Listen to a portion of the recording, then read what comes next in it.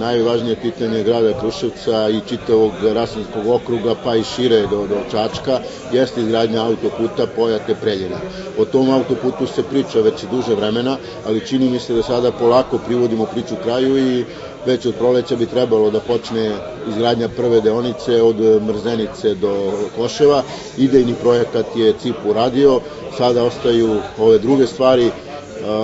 Koliko ja znam, novac je obezbeđen i već početkom proleća sa prvim radovima bi trebalo da krene sa izgradnjom autoputa, što će biti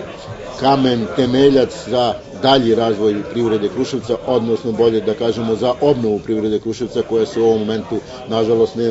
ne nalazi u najboljem stanju iz naravno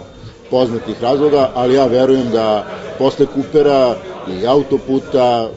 investitorima će Kruševac biti značajniji, primamljiviji i mislim da će Kruševac u nekom doglednom vremenu, ajde da tako kažemo malo sportski, povratiti staru slavu što se privrede tiče.